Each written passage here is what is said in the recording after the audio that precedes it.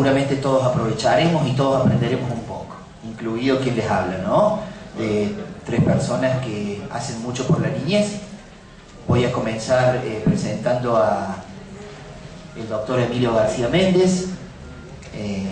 Todo el mundo lo conoce. No voy a decir su currículum porque debe ser muy vasto y debe tener muchas riquezas, ¿no? De todos modos, lo que sí es un placer, doctor, recibirlo en Catamarca, ¿no? Tenerlo aquí para hablar sobre un tema que nos interesa a todos, ¿no? Que es los derechos de los niños, niñas, adolescentes. Así que bienvenido y lo dejo con el público, ¿no? Que seguramente quiere escuchar. Bueno.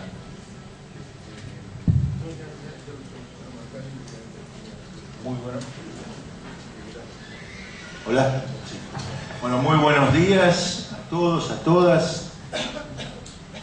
Para mí es un gusto, al mismo tiempo un privilegio poder estar aquí. Hacía más o menos 10 años que no visitaba Catamarca y veo que muchas cosas han cambiado. Bueno, muchas cosas han cambiado para bien. Y quiero, en primer lugar, quiero agradecer sobre todo en la figura, concentrada en la figura del doctor Moravito y del doctor Gersani, agradecer esta invitación y felicitarlos por esta iniciativa. Parece que Moravito y Gersani han tenido alguna información privilegiada porque hoy en el nivel nacional ha vuelto, como suele ocurrir en forma recurrente y cíclica, el debate sobre este tema de la responsabilidad penal de los menores de edad. Yo quiero también agradecer aquí la presencia de legisladores. Esto no es muy frecuente. Yo mismo lo he sido legislador y sé que no es fácil estar presente en debates como este. La presencia de miembros del Poder Judicial, de la policía, que me parece muy importante, el diálogo también con las fuerzas policiales para debatir estos temas. Pocos temas y pocas áreas del derecho han estado más signados por la mistificación y sobre todo por la hipocresía que esto que en alguna vez se llamó del derecho de menores. En realidad, un derecho de menores que se ha parecido al derecho, lo mismo que la música militar se parece a la música, nada, ¿no? Porque el derecho de menores ha sido siempre un no derecho. Ha sido paradójicamente la Convención Internacional de los Derechos del Niño, siempre se ha hecho referencia a la Convención mirando hacia el futuro, lo cual me parece que está muy bien, diciendo que la Convención va a cambiar el futuro de los derechos de la infancia, pero en realidad lo que la Convención nos empezó cambiando fue el pasado de la consideración de la cuestión de la infancia. Porque nosotros muchas veces leímos hace muchos años en los clásicos del derecho de menores, y lo digo un poco entre comillas y con ironía porque tengo respeto por los clásicos, que el derecho de menores era un derecho autónomo, ¿sí? Y esa autonomía del derecho de menores se repetía como una letanía, ¿no? ¿Quién no habrá escuchado la frase, el derecho de menor es un derecho autónomo? Ahora, cuando alguien es autónomo, alguien o algo es autónomo, la pregunta es que nadie se hacía, bueno, pero ¿autónomo de qué es el derecho de menores? Porque uno no puede ser autónomo de la nada. Y fue paradójicamente, digo, la Convención Internacional de los Derechos del Niño la que nos permitió entender retrospectivamente de qué cosa era autónomo el derecho de menores. ¿Y de qué cosa era autónomo el derecho de menores? Del derecho constitucional. Bajo la violación sistemática de todas y cada una de las garantías que las constituciones nacionales, todas las constituciones, desde la haitiana de 1804 hasta la última, ¿sí?, le garantizaban universalmente a todos los seres humanos. Hay tres formulaciones para esta universalidad. Algunos países dicen nadie, otros países dicen ningún habitante de la República, y otros países dicen ningún ser humano, y luego viene una coma y dice podrá ser detenido, sino en flagrante delito o por orden escrita de autoridad competente, y en algunos casos se dice específicamente por orden de autoridad judicial. en la violación sistemática, y no subrayo aquí tanto lo de violación, sino como lo de sistemática de este principio constitucional. Aquí hay una música, yo no sé si se podría bajar un poquito ahí, hay una música de atrás. Bajo la violación sistemática de este principio constitucional, se organizó la política de asistencia social a la infancia pobre, no solo en la Argentina, sino también en América Latina, ¿sí? Y este paradigma, que se inaugura en 1919, es la primera ley de menores de América Latina, es la ley Agote, que está parcialmente derogada. Digo parcialmente derogada porque si bien ha sido derogada en el 2005 y sustituida por la Ley de Infancia 26061, en el artículo 4 del decreto 22278 está, que es el régimen penal de la minoridad que hemos heredado de la dictadura y que está muy vigente, está todavía el cadáver insepulto de la ley Agote, es decir, de la ley de menores 10.903 de 1919. Yo siempre dije que para entender la ley Agote, que era la segunda ley más vergonzosa de la historia argentina, había que entender la primera ley más vergonzosa de la historia argentina, que es la ley 4144. La ley 4144, que es bueno si alguien quiere saber cuál es el contenido de esta ley, no hay que ir a ningún libro de historia ni de derecho, basta ir a un libro de poesía. Juan Gelman escribió un poema que se llama 4144, que es un poema sobre la ley más infame de la historia argentina, que es la ley de residencia. Aquella ley que, aprobada en 1902, permitía expulsar del país a los extranjeros indeseables sin intervención judicial. Que había un poco de grotesco en esta ley. ¿Por qué expulsar a los extranjeros indeseables en 1902? Porque como acostumbraba a decir Carlos Fuentes, este gran escritor mexicano, él decía, si nosotros los mexicanos descendemos de los aztecas y los peruanos descienden de los incas, los argentinos descienden de la nave, decía. Este es un país de extranjeros, que hizo una ley que permitía expulsar del país a más del 50% de la población. Ahora ustedes dirán, ¿y qué tiene que ver la ley de residencia con la ley Agote de 1903? Bueno, tiene que ver que estos extranjeros indeseables empezaron a tener hijos. Y que para los dueños del país fueron tan indeseables como sus padres, pero a diferencia de sus padres eran argentinos. Y no podían ser expulsados del país y había que expulsarlos a las instituciones. Entonces, repito, bajo la violación sistemática de los principios constitucionales se organizó la política de asistencia social a los niños pobres en la Argentina. Y este paradigma continuó vigente en términos regionales, no solo de nuestro país, por lo menos hasta 1989.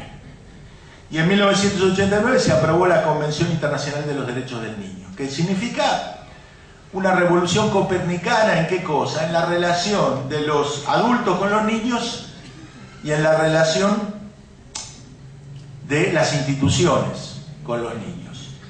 La historia es bastante terca en mostrar que las peores atrocidades, primero los hombres contra las mujeres y después los adultos, hombres o mujeres contra los niños, las peores atrocidades siempre se han cometido y se siguen cometiendo mucho más en nombre del amor, en nombre de la piedad, en nombre de la compasión, mucho más que en nombre de la justicia. Mucho más, perdón, que en nombre de la represión.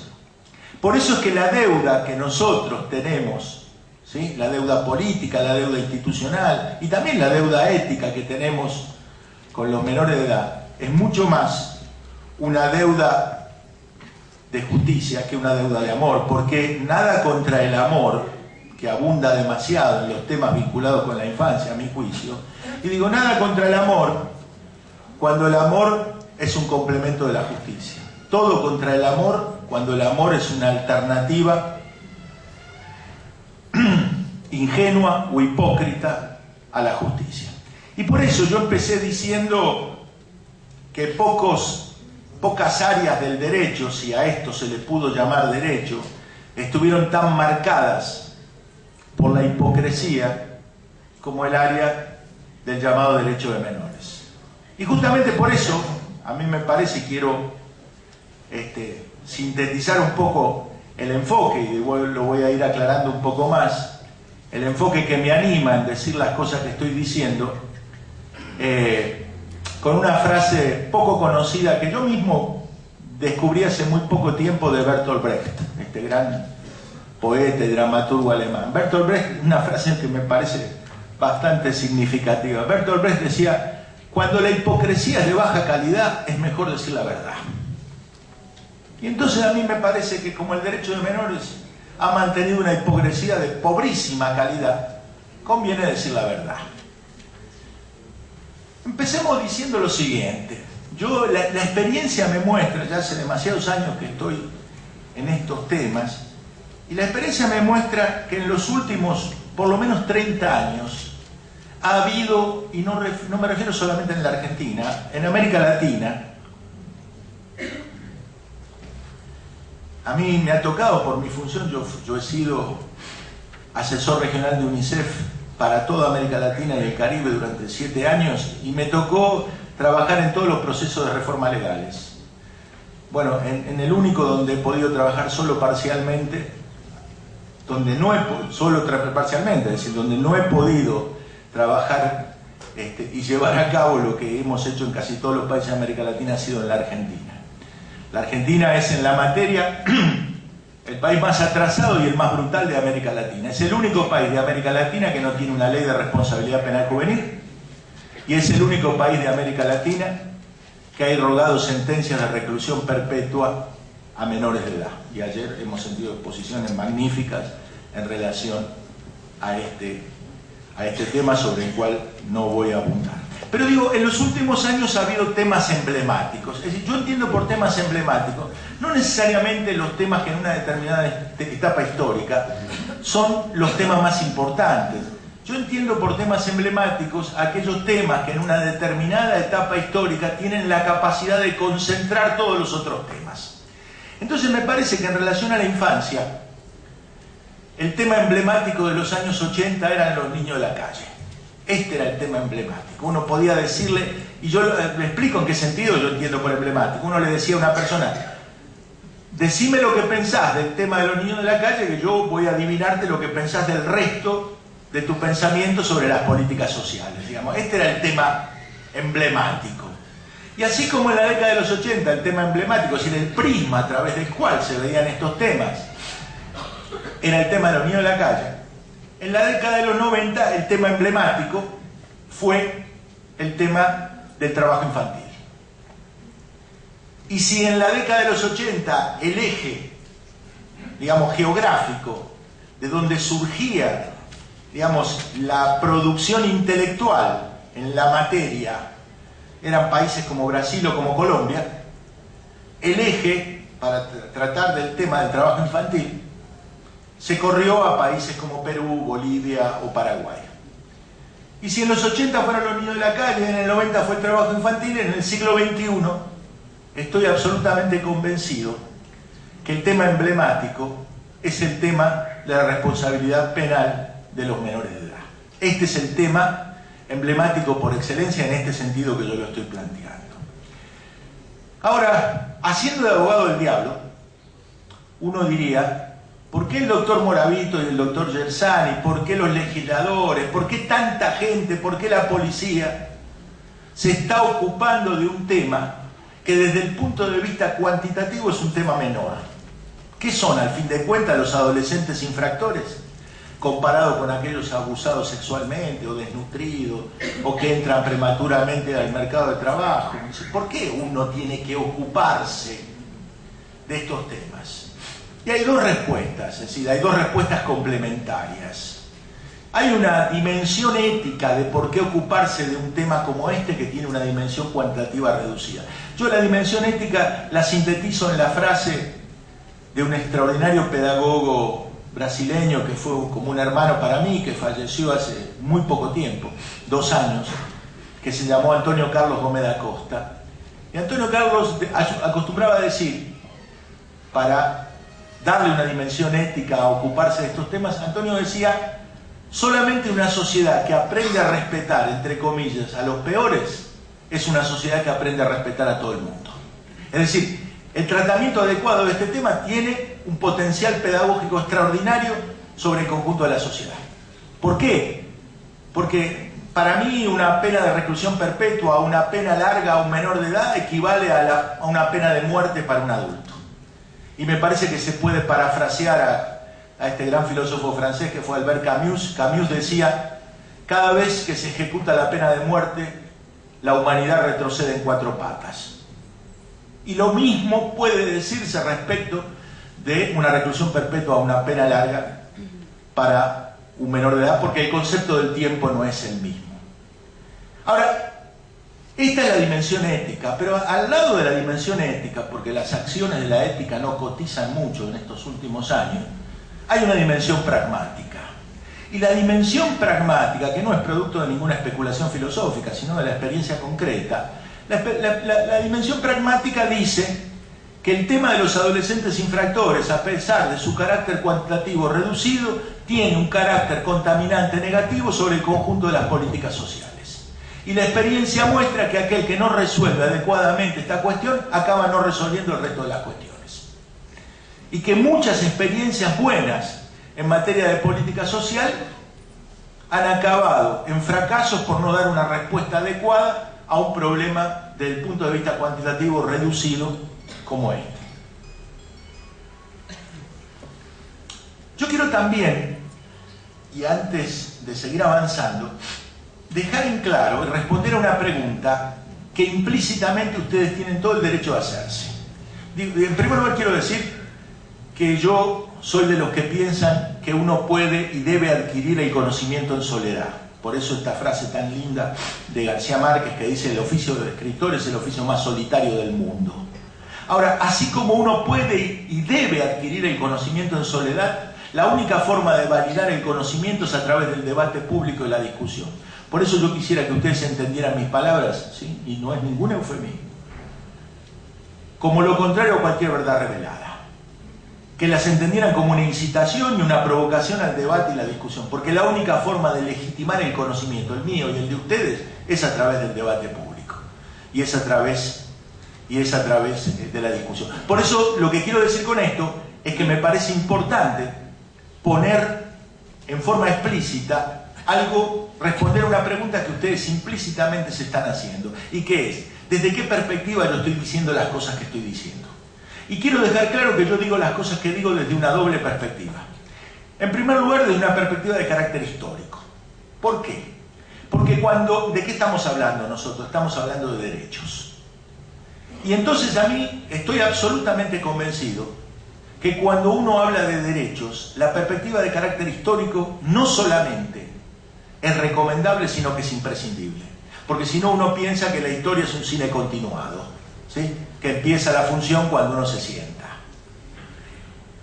Y a mí me parece, si alguien me preguntara a mí, en primer lugar, no hay ningún derecho, ¿sí? No hay ningún derecho, ¿sí? Ninguna conquista es irreversible. Los derechos se ganan, pero también los derechos se pierden, ¿sí? Y si alguien me preguntara a mí, un poco en serio, un poco en broma, ¿usted conoce algún método para perder derechos? Yo conozco un método, no sé si es infalible, pero les puedo asegurar que es bastante bueno. Un método para perder derechos es naturalizar los derechos. ¿Qué es naturalizar un derecho? Perder de vista el origen histórico de este derecho. Si uno sale a la calle y le pregunta a muchachas muy jóvenes, de 16, 17 años, uno le preguntara a boca de jarro, sin darle mucho tiempo a pensar, ¿desde cuándo la mujer vota en la Argentina? Bueno, es probable que muchas de estas mujeres digan: ¿cómo desde cuándo? ¿Cómo desde cuándo? ¿Alguna vez las mujeres no votaron? Bueno, las mujeres votaron por primera vez en 1952. Y la historia universal del sufragio nos depara algunas novedades, algunas curiosidades muy interesantes. Por ejemplo, que las mujeres turcas tuvieron derecho al voto exactamente 50 años antes que las mujeres francesas. ¿Sí? Entonces, si nosotros no sabemos de dónde venimos, no podemos saber ni a dónde estamos ni para dónde vamos. ¿Sí? Y como decía Séneca, los romanos tuvieron pocos filósofos, pero tuvieron uno que fue Séneca, que valió por varios griegos. Y Séneca decía, para el que no sabe a dónde va, todos los vientos son favorables. Nosotros diríamos bondis en vez de vientos. Y si hubiéramos dicho bondi, estoy seguro que Séneca hubiera entendido. Y esta frase de Séneca admite dos frases. Para el que no sabe a dónde va, todos los vientos son favorables, o para el que no sabe a dónde va, ningún viento es favorable. Entonces tenemos que saber de dónde venimos. Tenemos que saber de dónde viene la cuestión penal juvenil para saber a dónde está y para dónde va. Y si termino de sintetizar la necesidad de este enfoque histórico con la frase de un filósofo, que primero digo la frase, después voy a decir el filósofo, primero voy a aclarar que no se trata de Marx, porque se trata de un filósofo que estaba exactamente en las antípodas de Marx. ¿Y la frase cuál es? Que seguramente ustedes la han escuchado esta frase, pero muchos la han escuchado y pocos saben quién es el autor. Y la frase en cuestión es: aquellos que no conocen su historia están condenados a repetirla. Y muchas veces se confunde con Marx, porque el Marx de los escritos políticos, el más brillante, el del 18 Brumario, dice: la historia se repite dos veces, una vez como tragedia y otra vez como farsa. Y sin embargo este filósofo es un filósofo que estaba en las antípodas, era un filósofo idealista, profundamente religioso, que fue George Santayana. ¿Sí? Busquen por ahí, Santayana. La autobiografía de Santayana es lo mejor de todas sus obras. Es un filósofo hispanoamericano que nació en España y que emigró a los Estados Unidos a los 6 años y que a los 26 años se convirtió en el profesor de filosofía más joven de la historia de Harvard. Pero es el autor de esta frase y yo creo que esto solo le justifica haber vivido. Aquellos que no conocen su historia están condenados a repetirlo. Entonces, mi perspectiva es una perspectiva de carácter histórico. Pero además de ser una perspectiva de carácter histórico, es una perspectiva de carácter crítico.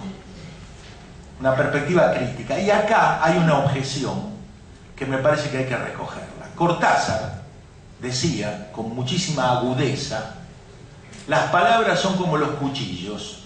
Cuando se usan mucho pierden el filo. Entonces, cuando uno se enfrenta a estas palabras, que de tanto ser utilizadas pierden el filo, crisis, la crisis de la institución penitenciaria, la crisis del matrimonio, la crisis. Si todo es crisis, nada es crisis. Si todo es crítico, nada es crítico. Cuando uno se enfrenta a estas palabras, yo creo que uno tiene dos posibilidades. O uno deja de usarlas, porque no sirven para nada, porque perdieron el filo, o uno aclara en qué sentido las usa. Y como yo no quiero renunciar a la perspectiva crítica y al concepto de crítica, quiero aclarar en qué sentido yo la utilizo. Y yo utilizo la perspectiva crítica en un sentido bastante modesto, como la necesidad de trascender una de las frases más repugnantes del sentido común, cuando dicha, sobre todo cuando dicha con maldad. ¿Y cuál es esta frase del sentido común? Las cosas, mi amigo, generalmente a los que no son amigos de uno lo llaman mi amigo, las cosas, mi amigo, son como aparecen frente a nuestros ojos. Yo creo que las cosas no son siempre como aparecen frente a nuestros ojos. Que hay veces es necesario ponerse los anteojos de la crítica para saber que por detrás de las apariencias las cosas son diversas. Si yo acá coloco un recipiente con agua y adentro coloco un palo y pregunto a la gente cómo ven este palo, muchos me dirán que el palo está quebrado. Y me dirán que el palo está quebrado aquellos ignorantes de los principios más elementales de óptica que no saben que los objetos debajo del agua aparecen deformados. Entonces, aclarada la doble perspectiva histórica y crítica, quiero decir también que en los últimos años, ¿cuántos años? 10, 15. El tema de la inseguridad se ha convertido en el tema número 1 de preocupación social desde México a la Argentina, para no ir más lejos, para quedarnos en América Latina. ¿Sí? No hay encuesta de opinión que no coloque el tema de la inseguridad como el tema número 1 de preocupación social. El segundo elemento es que los medios de comunicación han hecho, y muchas veces siguen haciendo, y es una actitud que tiene su explicación, han establecido con mucha facilidad, y acá subrayo lo de mucha facilidad, un vínculo automático entre la inseguridad y los delitos más o menos violentos atribuidos a los menores de edad. Es decir, por un lado, la preocupación social número uno es el tema de la inseguridad, pero por el otro lado se establece un vínculo automático y en buena medida este vínculo automático no se refleja, no tiene explicación por una maldad intrínseca de los medios de comunicación. Yo no creo que los medios de comunicación, yo no creo en ninguna teoría de carácter conspirativo, ni para un lado ni para el otro. Ya estoy demasiado viejo como para creer en teorías de carácter conspirativo. Pero yo sí creo que hay un elemento fundamental que ha permitido este vínculo automático y es la falta de información cuantitativa confiable. ¿Sí? Si yo dijera en algún país, y fíjense en temas vinculados con la infancia, si yo dijera en algún país, ¿sí?, acá la tasa de repetición en este país, la tasa de repitencia es insoportable, la tasa de repitencia es vergonzosa. Bueno, muchas personas que trabajan en la cuestión educativa, desde el gobierno, de la sociedad, de cualquier lugar, me dirían, mire señor, a ver, insoportable no es una cifra. Y acá la tasa de repitencia es 3.8, 5.6, 15,5, ¿sí? Sin embargo, en buena parte de los países de América Latina, si yo bajo de un avión y digo, aquí hay un aumento alarmante de la criminalidad juvenil, ¿quién me contesta? O porque no hay información cuantitativa confiable, o porque la información cuantitativa confiable que hay no se usa como se debe usar adecuadamente. ¿Para qué se debe usar la información? Para colocar el problema en su justa dimensión. Es para eso que tenemos que utilizar, porque el debate en torno a la responsabilidad penal de los menores de edad ha estado sucio en la Argentina. Sucio en el sentido, lo que quiero decir cuando digo que se ha ensuciado el debate, se ha pretendido, a veces por ingenuidad y a veces por mala fe, confundir los términos del debate. Y me parece que cualquiera puede tener la posición que quiera en estos temas, pero ya el debate es suficientemente áspero como para atribuirle al otro, ¿sí?, cosas que no dice o que no piensa. ¿Sí?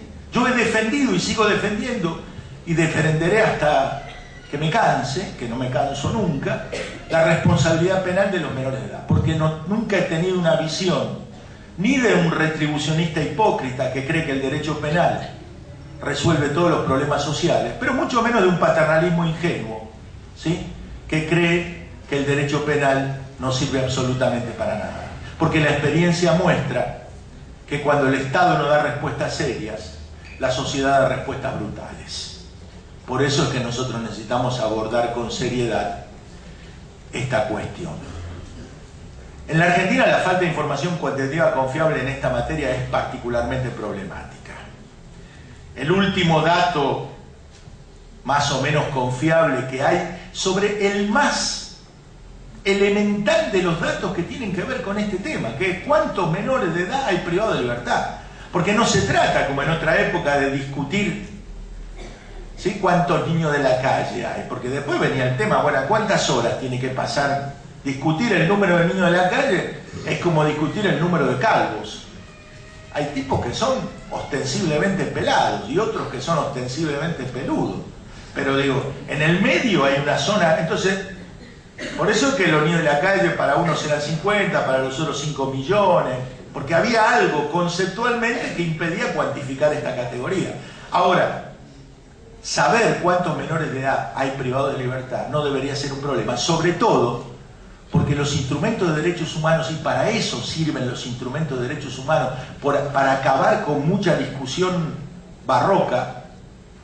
Las reglas de Naciones Unidas para los jóvenes privados de libertad, que son las reglas de Riad, que están incorporadas en la ley 26061, dicen, entiéndese por privación de libertad cualquier medida ordenada por cualquier autoridad judicial o administrativa o de otra naturaleza donde se coloque a un menor y no se lo deje salir bajo su propia voluntad. Si usted quiere llamar a eso ballenita azul, felices los niños, eso es privación de libertad. Si no pueden salir, ¿sí? Entonces eso nos ha ahorrado, o nos debería haber ahorrado. Bueno, el último dato que hay es del año, no me acuerdo, la doctora Cesaroni mencionó ayer el estudio del 2008, 2007, 2008, creo que la información del 2007 y el estudio fue publicado en el 2008 por UNICEF, la Universidad 3 de Febrero y creo que el Ministerio de Desarrollo Social. Para esa época yo molestaba mucho diciendo es una vergüenza que en la Argentina no haya información cuantitativa sobre el número de los privados de libertad, y había trabajado con amigos que uno tiene en todas las provincias y a ojo de buen cubero yo andaba diciendo, pero luego de hacer este recuento de buen cubero, que había 1800 menores de edad privados de libertad en la Argentina.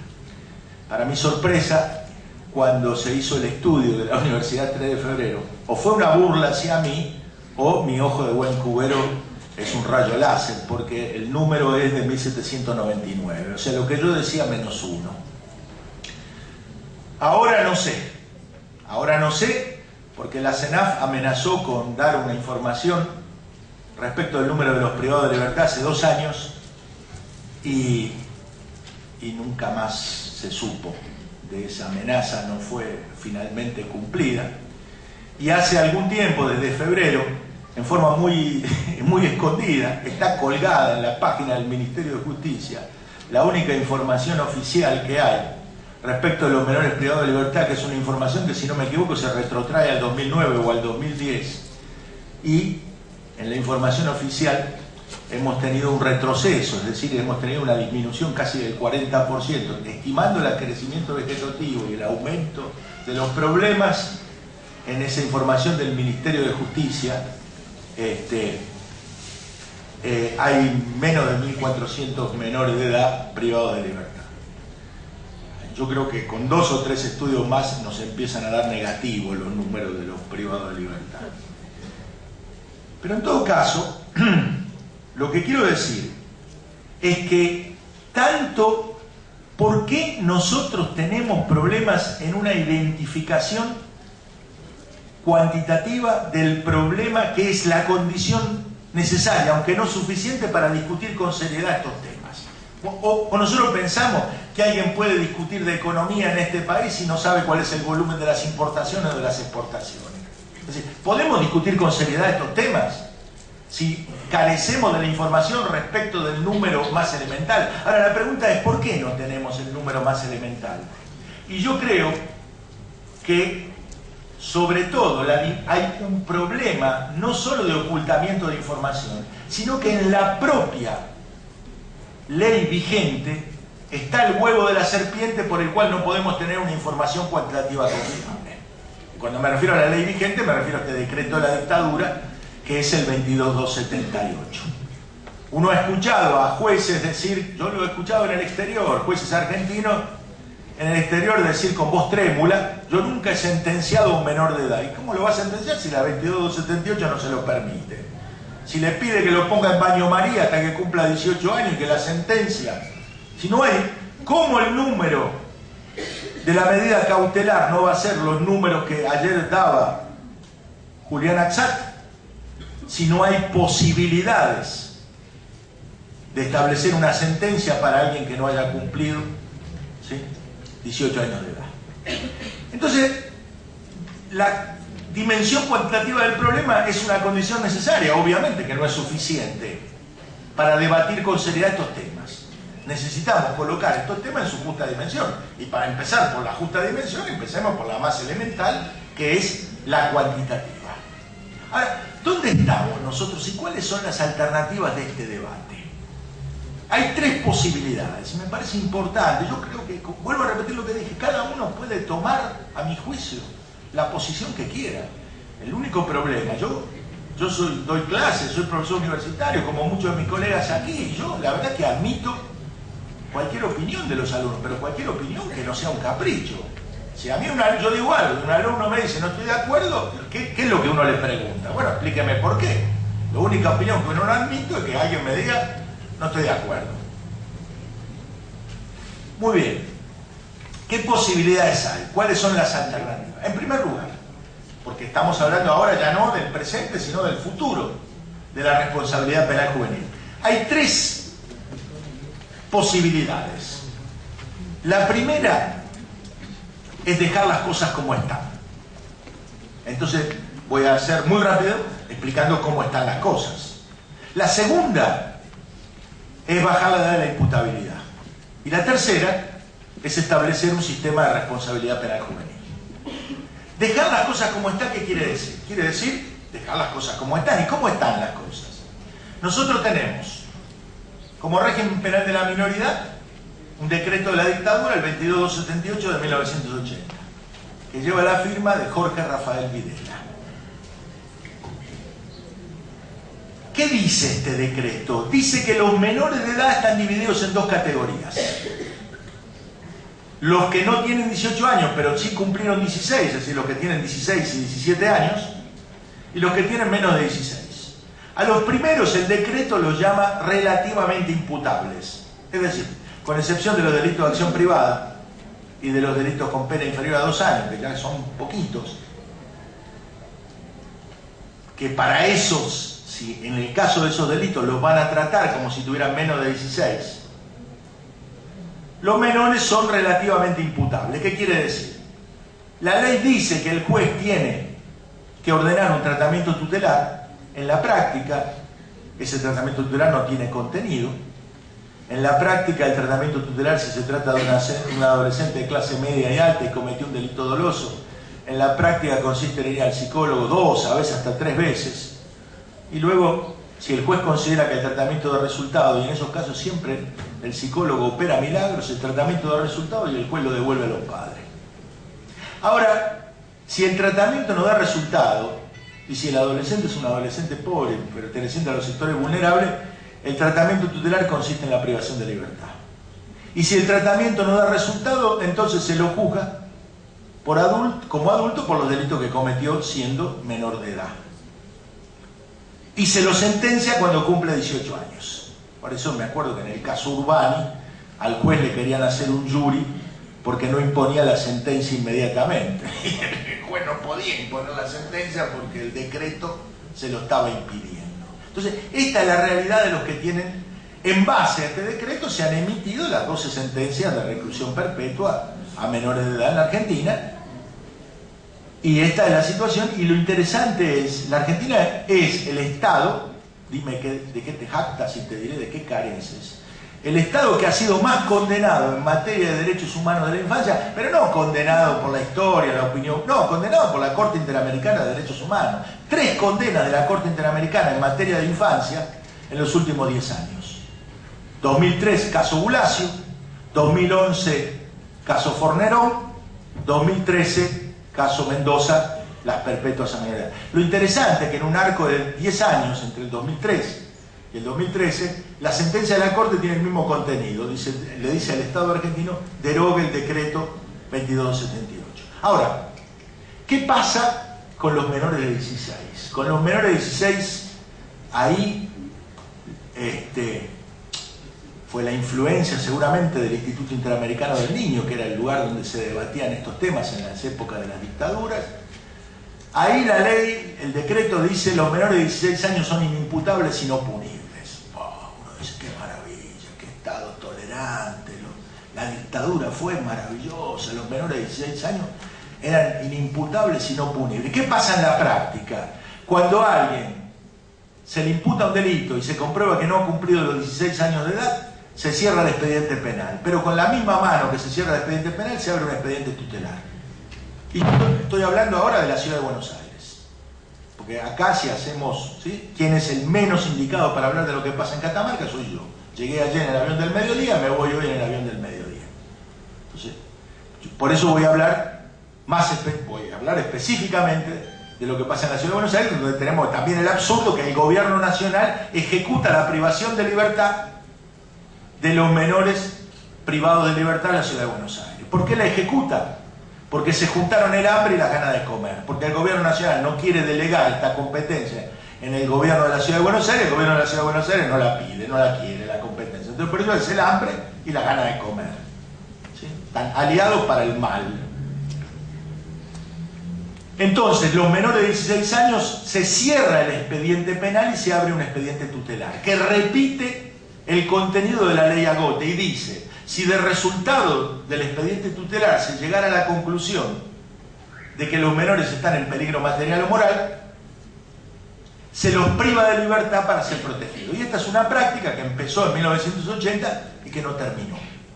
Tanto no terminó que en la Ciudad de Buenos Aires, ¿sí?, hay una cárcel que el general San Martín se debe estar revolviendo en su tumba, porque que eufemísticamente es el Instituto de Reeducativo General San Martín, y es una cárcel de menores donde están secuestrados los menores de 16 años, ¿sí? ¿Por qué están ahí? Sin ningún debido proceso, están ahí para ser protegidos en situación de privación de libertad. Muy bien. Frente a esta situación podemos, yo dije, hacer tres cosas. La primera es seguir adelante como estamos. ¿Podemos? Y claro que podemos. Hace 30 años que estamos así. ¿Por qué no? La segunda solución es bajar la edad de la imputabilidad. Una ley que bajara la edad de la imputabilidad es una ley que tiene un artículo que dice se baja la edad de la imputabilidad a X años. A 12, a 13, a 14, a 8. Yo me acuerdo de un diputado de la UCD, allá por la década del 90, que presentó un proyecto para bajar la edad de la imputabilidad a 6 años. De verdad, lo tengo guardado como una curiosidad histórica. La imputabilidad en el sentido de tratar a partir de los 6 años. Bueno, pero este es un proyecto de bajar la edad de la imputabilidad. Y la tercera es establecer un sistema de responsabilidad penal juvenil. Un sistema de responsabilidad penal juvenil que, en primer lugar, establezca un régimen penal diferenciado para los menores de edad entre los 14, a mi juicio, entre los 14 y los 18 años. Que suba la imputabilidad, que hoy está en 16 años, para 18 años. Y después voy a ver la imputabilidad desde el punto de vista formal en la Argentina está en los 16 años. Pero desde el punto de vista material, y voy a explicar esto, hoy la imputabilidad se puede practicar en la Argentina desde la concepción, no ya desde el nacimiento, gracias a un fallo de la Corte Suprema de Justicia de la Nación. Entonces, tenemos tres posibilidades: dejar las cosas como están, bajar la edad de la imputabilidad o establecer un sistema de responsabilidad penal juvenil en el año que establezca la responsabilidad penal diferenciada entre los 14 y los 18 años. En diciembre del 2009, estoy contando esta historia de atrás para adelante, el Senado argentino aprobó por unanimidad un proyecto multipartidario de responsabilidad penal juvenil. En el medio de una... Bueno, la situación siempre ha sido áspera en la Argentina. Yo creo que de Pedro de Mendoza para acá no hemos tenido un día de paz. Pero digo, en medio de una situación muy áspera políticamente, un grupo de senadores,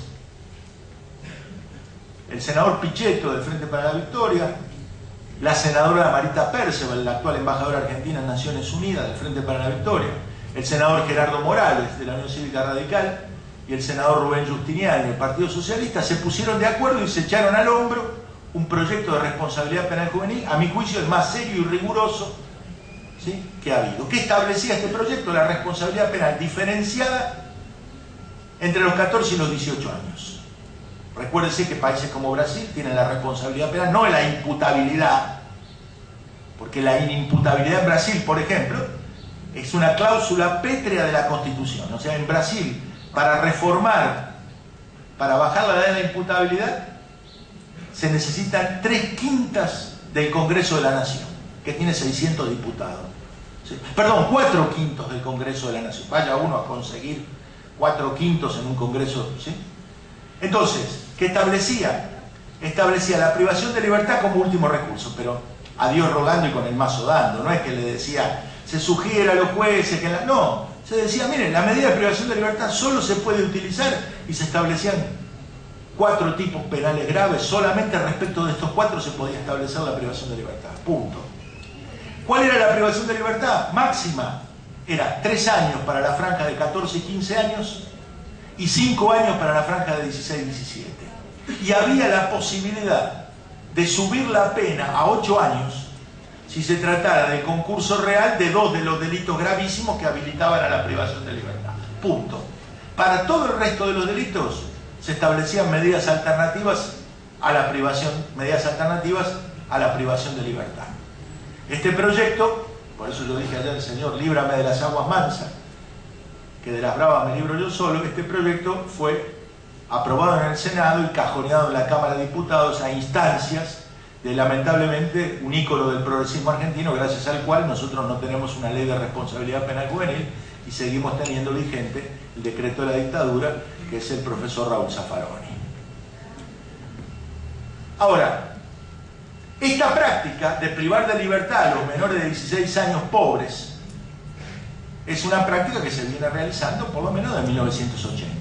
Pero algo cambió en el 2005.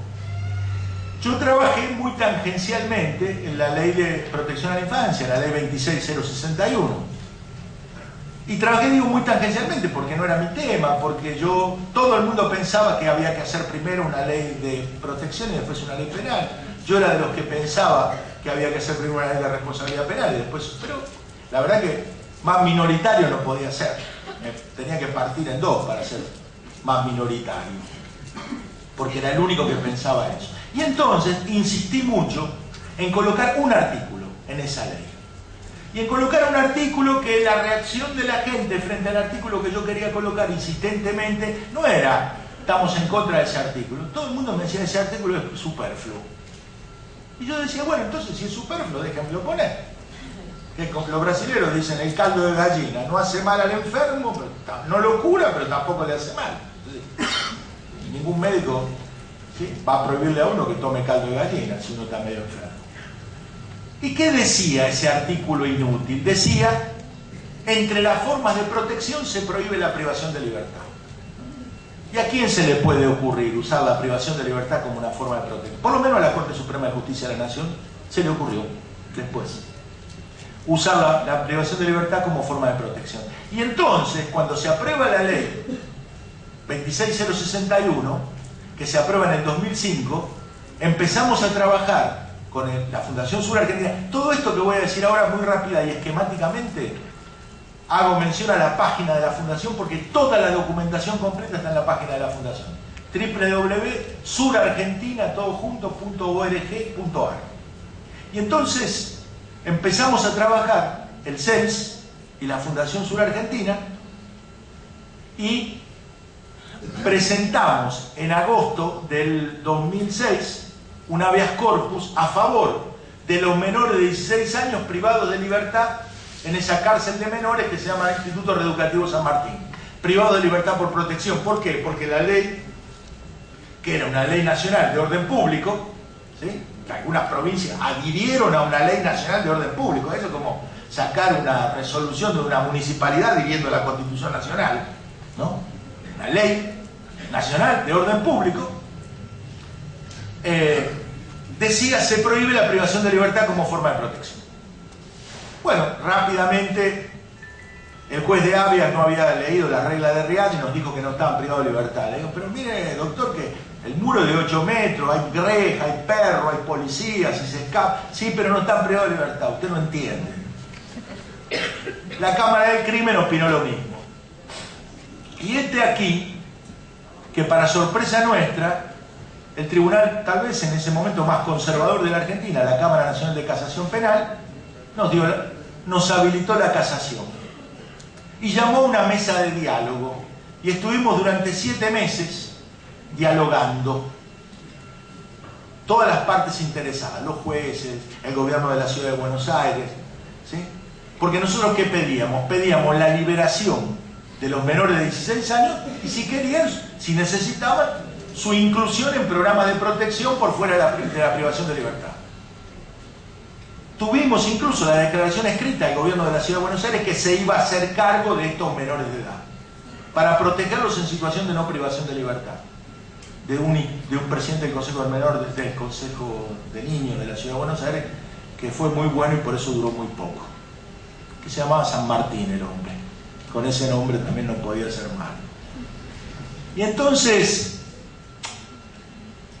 discutimos esto en casación Discutimos esto en casación y, para hacerla corta, el día 18 de diciembre del 2007, la Cámara Nacional de Casación Penal, la segunda, en un fallo verdaderamente histórico, decretó lo siguiente. 1. Declárase inconstitucional el decreto 22278. 2. Ordénase la liberación progresiva en un plazo de 90 días de todos los menores de 16 años privados de libertad en el Instituto San Martín y de todos los que vinieran a estar en esta situación. 3. Exhórtase al Congreso de la Nación en el plazo de un año a derogar el decreto 2278 y aprobar una ley de responsabilidad penal juvenil. 90 días. 90 días. Bueno, teníamos miedo de preguntar, pero pasaban los días y no pasaba nada. ¿Cuándo se cumplieron los 90 días? El día 18 de marzo. El día 18 de marzo, yo en ese momento era diputado nacional, me paré en la puerta del San Martín y no salió nadie. Porque lo que salió ese día fue una resolución vergonzosa de la Corte Suprema de Justicia de la Nación que, atento a la gravedad institucional del hecho, suspendía la ejecución del fallo de casación. Ya sabemos que en la Argentina, atento a la gravedad institucional del hecho, quiere decir, en el lenguaje de la Corte, el ministro de Justicia o el jefe de gabinete o el ministro del Interior me llamaron por teléfono. Eso quiere decir, atento a la gravedad institucional del hecho. Y yo pensé, y ahí fue lo único que me equivoqué, que la Corte, que no tiene plazos, ¿sí?, se iba a sentar arriba de ese expediente por siglos, esperando que nos muriéramos todos.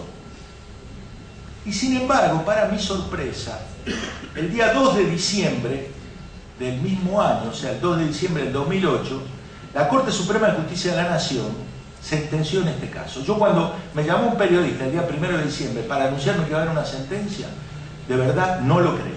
Sinceramente no lo creí.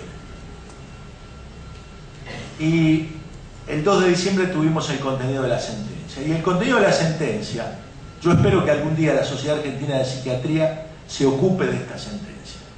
Porque es la sentencia más esquizofrénica que yo he visto en mi vida. Tiene 20 páginas.